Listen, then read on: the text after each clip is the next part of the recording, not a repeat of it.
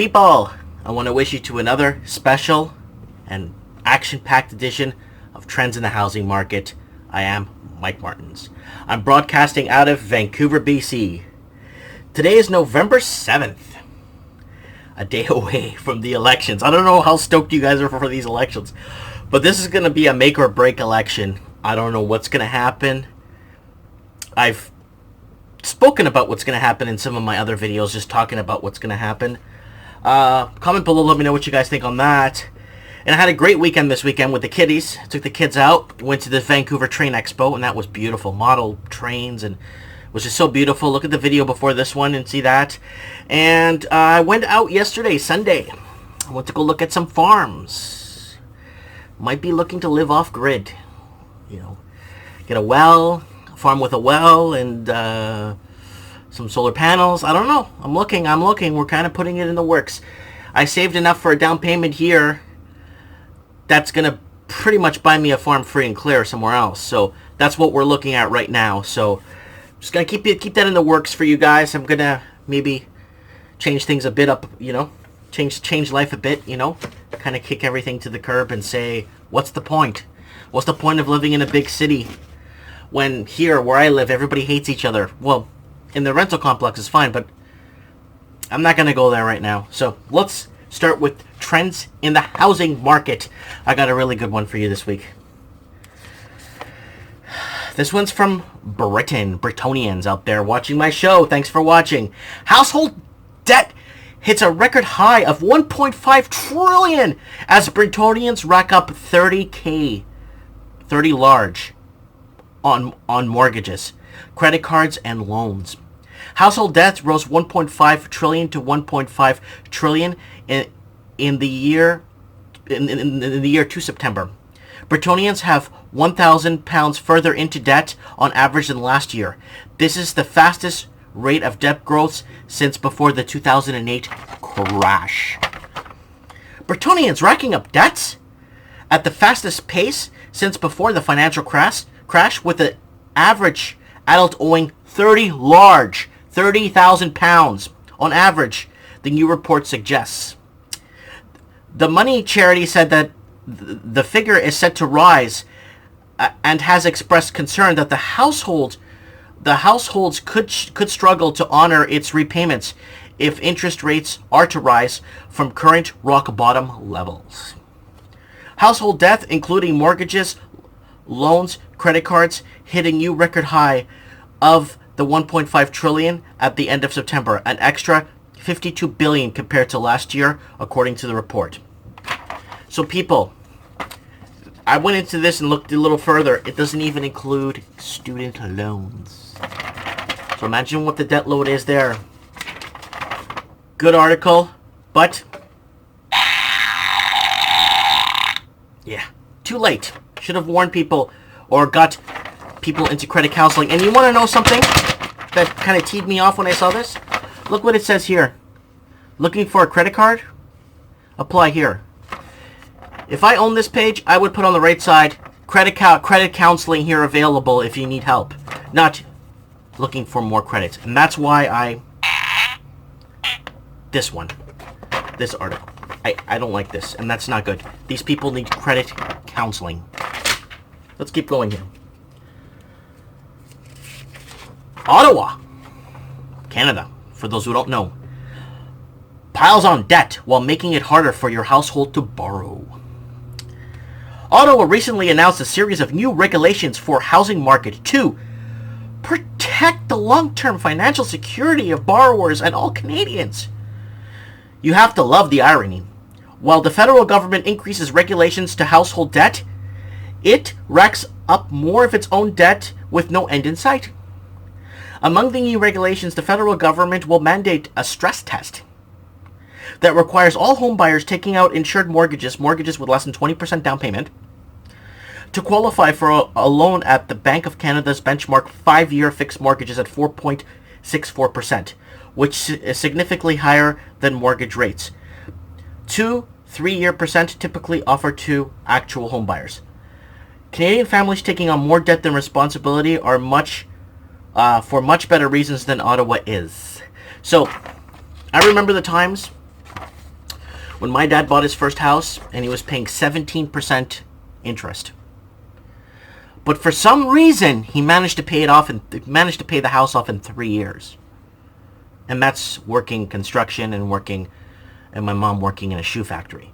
But that's my family working hard at $1.75 an hour, $2, whatever it was they were getting paid at the time, to pay off their house at a higher interest rate. You know what, guys? I prefer higher interest rates. Why? Because then the price of the homes go down. But not only that, it drives an actual economy within the underlying. And not only that, it also creates interest rates in the bank accounts. Hey, remember that? Remember when your bank account used to pay you 4%, 3.5% on your deposits that you had? Well, those days are gone. Let's continue.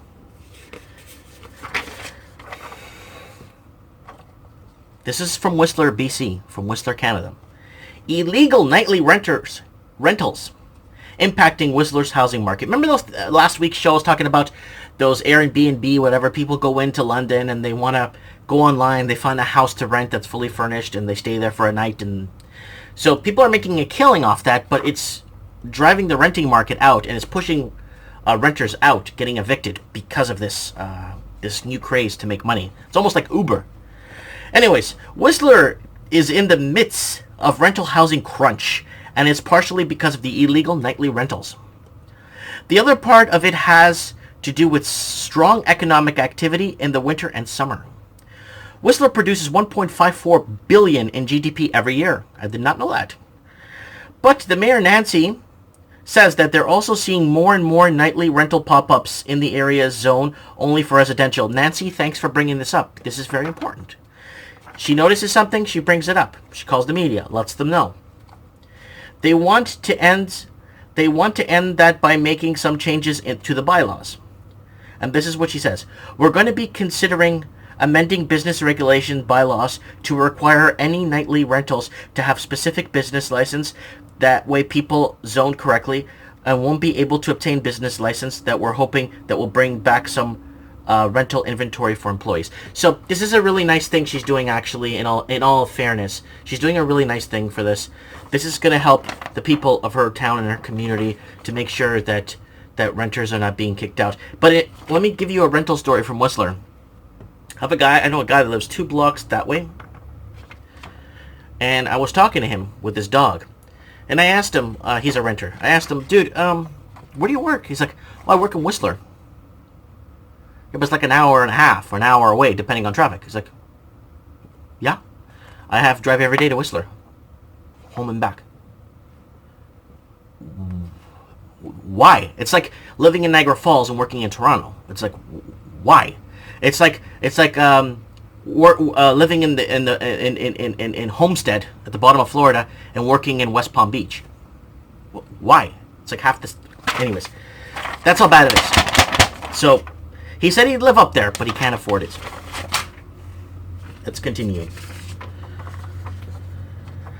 Canada's housing bubble makes America's look tiny. This is from Maclean's.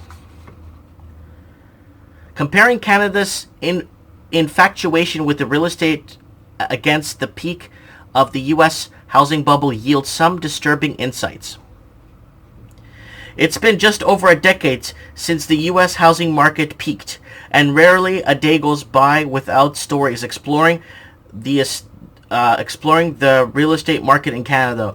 Whether it's warnings about elevated levels in household debt, the government regulations could influx and a big influx of foreign money. Residential real estate generates sustained discussion for debate. After witnessing the housing south of the border, the carnage it brought, this was to be accepted. So sorry about this, guys. The end of the article here is actually not fully printed, so I'm having a hard time reading this one, people. So basically, hands off my housing bubble. So basically what they're saying is, for all intentions, it is notable that most analysts don't see Canada facing a US-style housing crash. For instance, analysts argue that this month that even though the price of growth will decelerate. There is not likely to be a hard landing. And more pessimistic, such as TD Bank, which predicts a 10% fall in Vancouver housing prices. Still, a view among professional forecasters about Canadian housing market, it's that its prices will plateau. So if housing prices plateau, the average house in Vancouver is going to run on average, if it plateaus, from 1.8 million to 3, 4, 5 million. So the article I read the other day for you guys, that housing is only for the rich in Vancouver or the investors. It's not for the average Canadian. Selling Canada for sale. Who's got the highest offer here? Bidding starts. Sydney housing market. This is my friends down in Australia. Sydney housing market takes a breath. Sydney's auction market slowed down slightly on the weekend, reporting its lowest clearance rate in 6 weeks. Hallelujah. Auction data from Domain shows Sydney recorded a 77% clearance rate on the weekend, down significantly from 81.4% rate recorded from the previous weekend, while the results showed slowing in the market that had been gaining speed. It remained well up the 59.2 clearance rate record for the same week last year. Domain's Andrew Wilson put the result down to a higher number of listings. The Sydney market played a host to 831 auctions on the weekend, up from 792 the previous weekend. The weekend's auction numbers remained well below 1,015, concluding over the same Saturday last year, but the higher auction numbers will continue to test Sydney's market, with well over 700 again expected next weekend. So, the lower north saw the city's highest clearance rate at 93.3%, followed by the inner west at 90.1%. Sydney's southwest was the worst performer, with the clearance rate of 48.8%. The median auction price for the weekend reached 1.3 million. That's the same in Canadian, by the way. Our dollar's at par with the Australian dollar. 1.3 million previous weekend. The result was 9.1% higher than the median price of 1.225 recorded the same weekend last year. So hopefully they could work. Hopefully something happens and the politicians down there could do something about housing crisis down in Sydney. It's way beyond. People complaining about a one-bedroom here being 600,000 to 800,000. Well, a one-bedroom there is, I've seen them in the millions. Comment below, Sydneyers, so people don't know I'm not making this up. Let's keep going here. Another cutoff. Damn you, printer, you cut off my thing. It says, we're in the dark when it comes to the housing market. It's been a few months in the political sport of the real estate bubble wrangling when what started to be with a BC government decision this past summer to impose a 15% tax on foreign buyers continued when Ottawa rolled out measures to further its federal government looks for ways to unload some of the risks of bad mortgages onto lenders rather than taxpayers shoulder to burden. Why would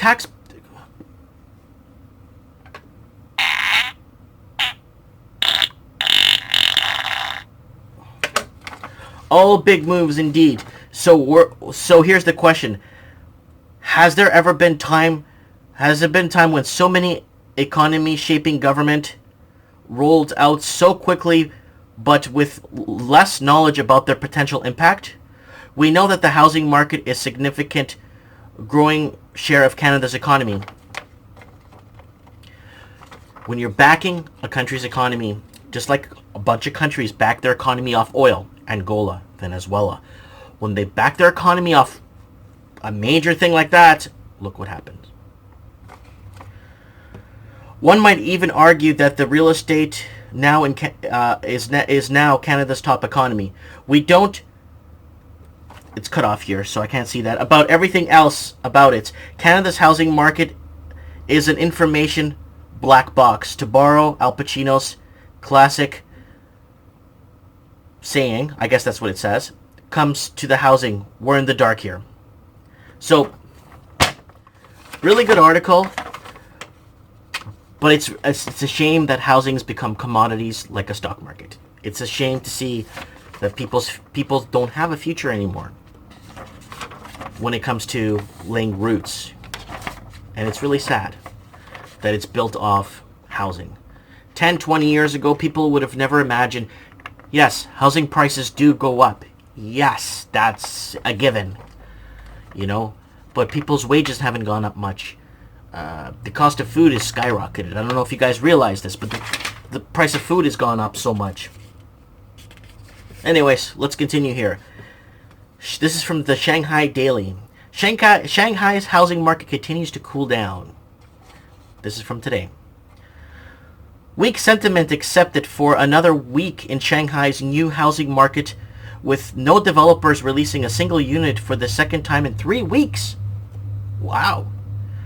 The area of new residential properties sold, excluding government-subsidized affordable housing, fell 12% from the previous week to 182,000 square meters during the 7-day period ended on Sunday, losing strength for the third consecutive week. Shanghai Cantaline Properties Consultants Company said the report released today.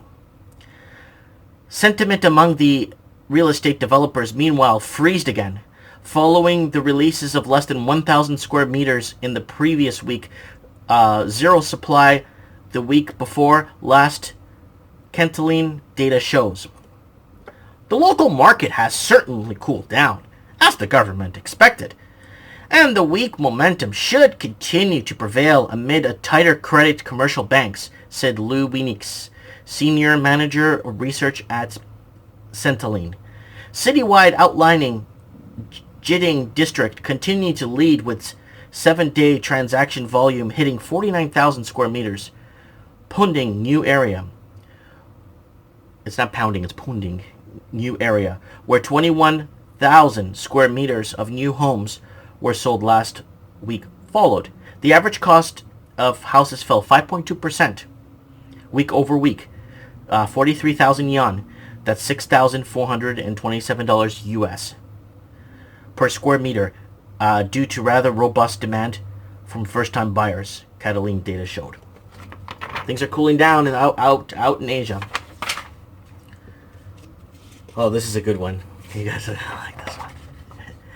Toronto Dominion Bank raising rates. Variable rate mortgages.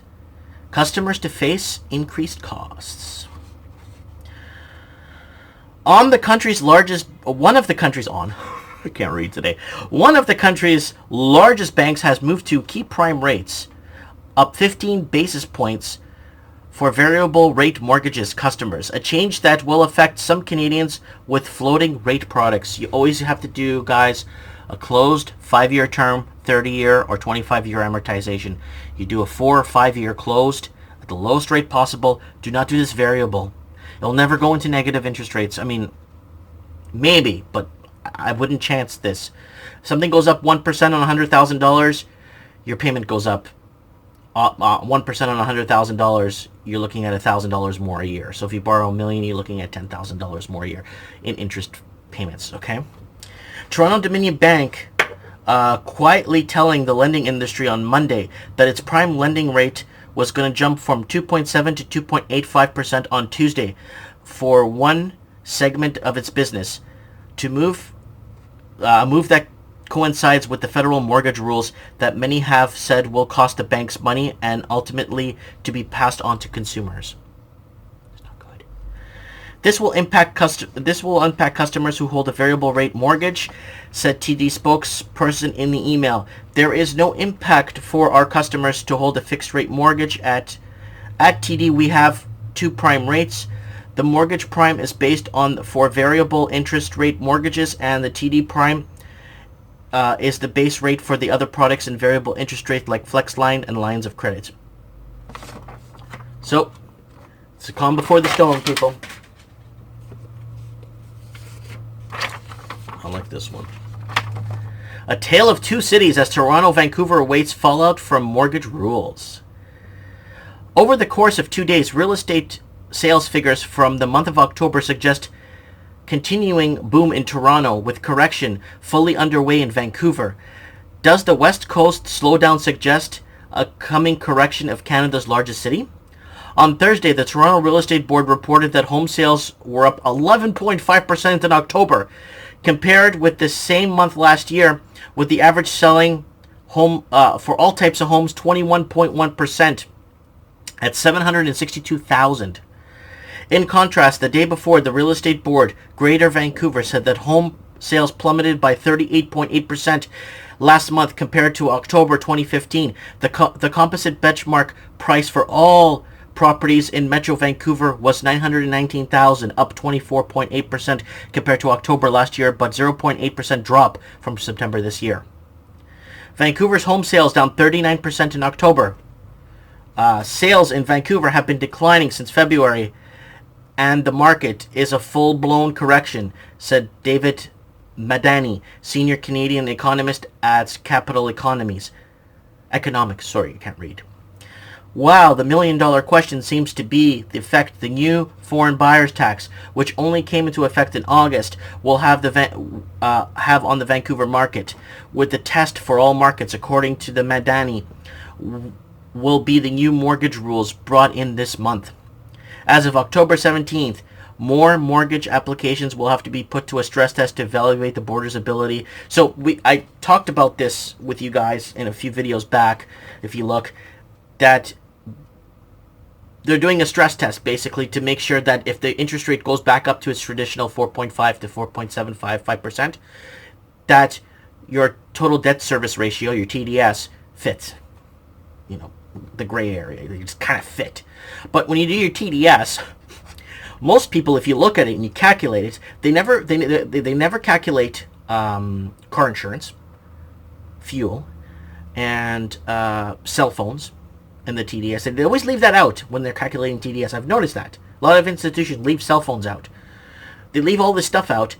When you actually when you get down to the nitty-gritty math, the family has like $9 a month for food when you actually do the whole math. Hot Toronto real estate markets means paying more. New mortgage rules could give you less buying power. So, I wanted to put this one out there. They're testing it out in Vancouver and seeing how it goes. Let's continue. Sydney housing affordability. This is a good one. In Australia. Young people forced to live with parents. Divorced couples forced to stay under the same roof. Yep. High migration, putting homes out of reach. Boom set to hit Sydney's home prices.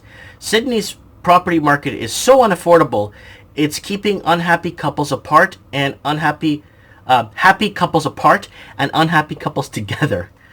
Wow, I'm so sorry for you guys.